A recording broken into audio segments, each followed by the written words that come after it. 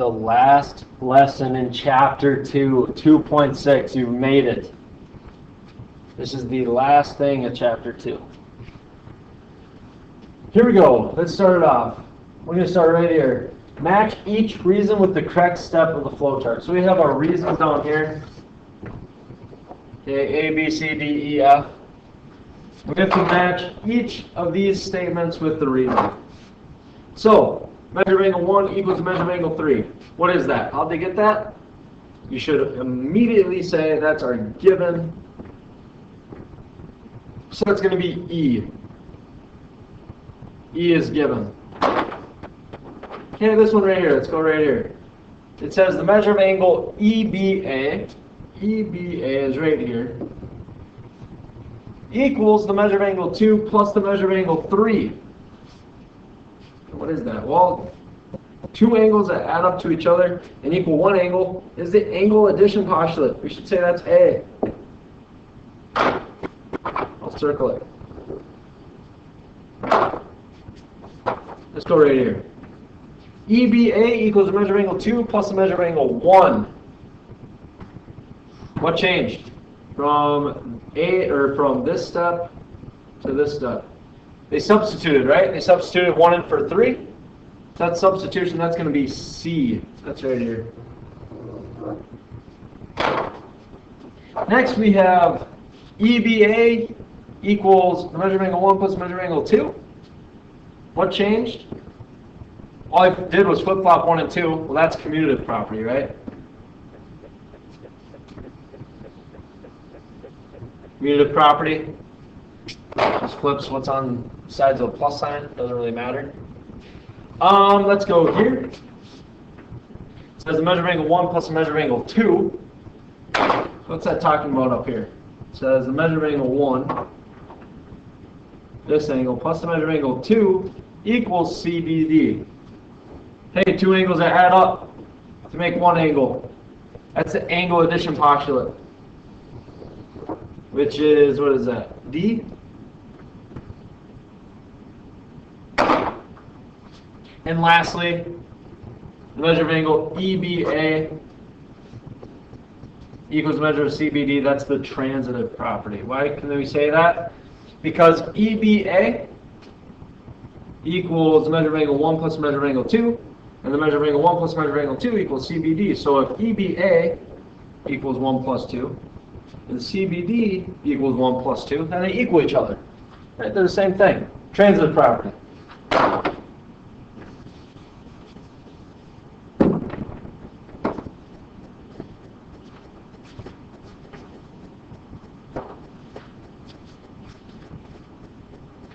I'm going to skip these. I'm going to go right here. Flowchart. A flowchart proof or a flow proof is exactly what we just did. It uses boxes and arrows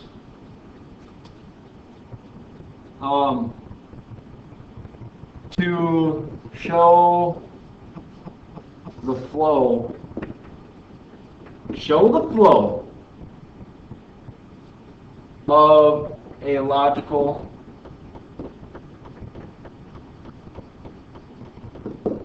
argument.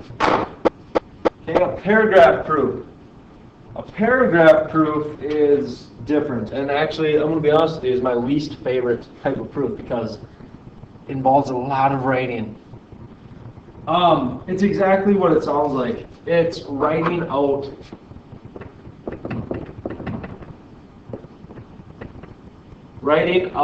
the proof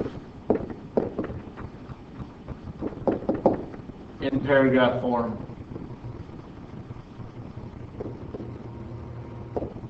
Okay, so this is this because of this, and then this step because this. I do not like paragraph proofs, and good thing for you guys is I don't think we're going to be using that at all. Okay? If you like writing, I'm sorry. I'm sorry that we won't be doing much of it. All right. These theorems and postulates, they're kind of, We call these theorems and we call these postulates because we don't have to prove them. And here's why. Look at theorem 2.3. Right angles are congruence theorem. Or the right angles congruence theorem. All right angles are congruent. Right? All right angles are 90 degrees. If everything's 90 degrees, they're congruent. They're very straightforward. Congruent supplements theorem. If angle 1 and angle 2 are supplementary and angle 3 and angle 2 are supplementary, then angle 1 is congruent to angle 3.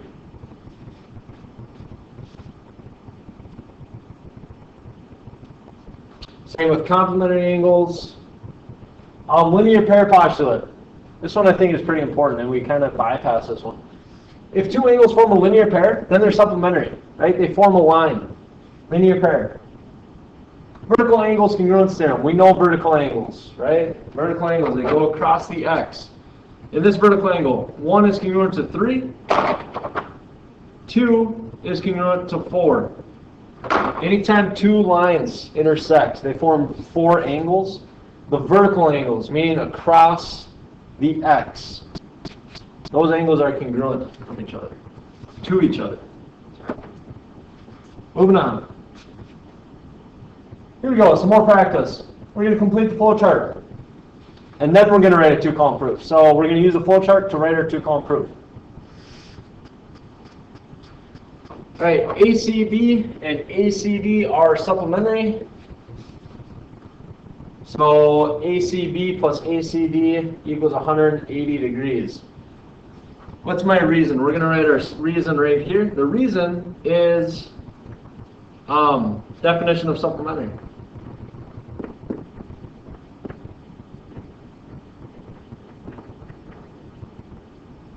Supplementary angles.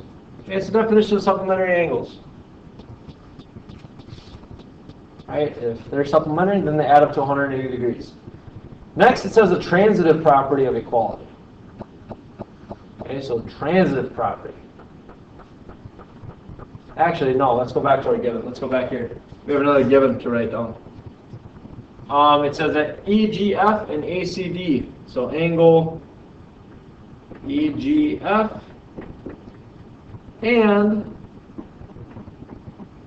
angle ACD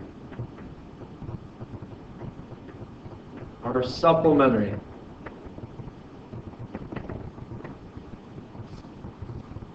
Okay, so EGF plus ACD equals 180 degrees. Same reason, definition of supplementary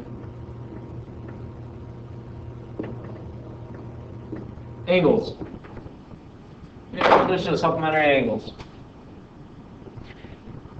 Now it says transitive property. We can say that if ACB and ACD equal 180 degrees, and EGF, or 180 degrees equals EGF plus ACD, we could say that the measure of angle, I'll do it in blue here, measure of angle ACB plus the measure of angle ACD equals the measure of angle EGF plus the measure of angle ACD.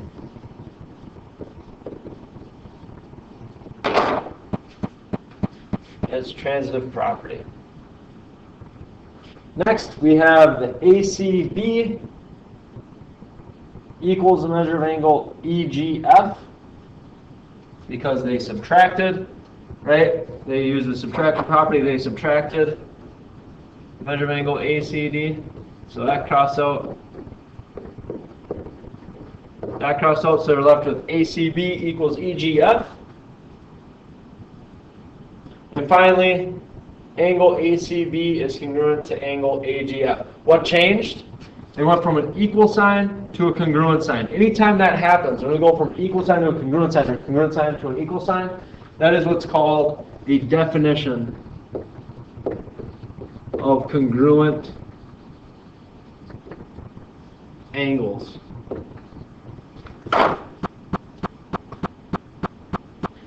Right. Now let's go to our proof. Same proof,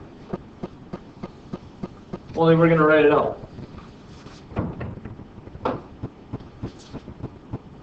And then we have ACB and ACB are supplementary.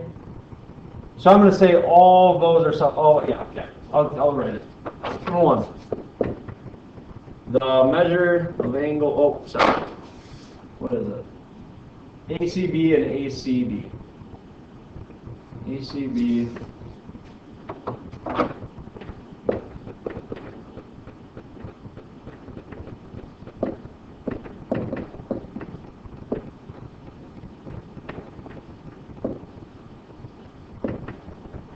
Right, that's given. Okay, now we could either say two things in this example. We could either write the other given, or we could write that they add up to 180 degrees. I'm going to say they add up to 180 degrees. I'm going to say the measure of angle ACB plus the measure of angle ACB equal 180 degrees. Number two, that's definition of supplementary angles. Okay, this next one was EGF and ACB. Number three, angle EGF and angle ACB are supplementary. Three, that's given to us as well. Number four, I'm going to say the measure of these two angles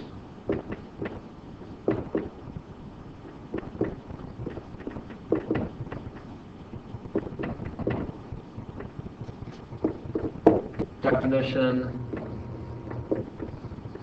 of supplementary angles. Okay, I'm almost there. What do we do next in our use the transitive property? Right, we said, well, those are both equal to 180 degrees. We could say that ACB is congruent to ACB, angle ACB is equal to angle EGF because of the transitive. And I'm okay if we just say transitive property. Next in our flow chart,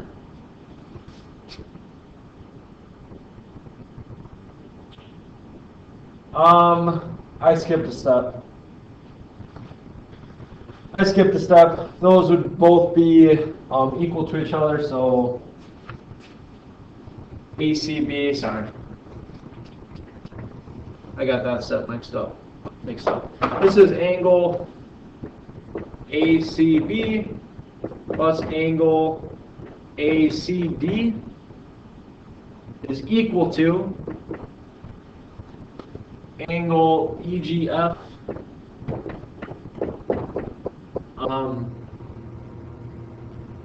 plus angle ACD. Okay, that's transitive. Next, we got rid of that. We got rid of ACD. We said ACB is equal to angle EGF. Why? That's a subtraction. Oh, that's number 6. It's a subtraction property of equality. And then the last step, I ran out of room, is right here. It's a definition of congruent segments. Okay, so we use the flowchart to solve our 2-column proof. That is all.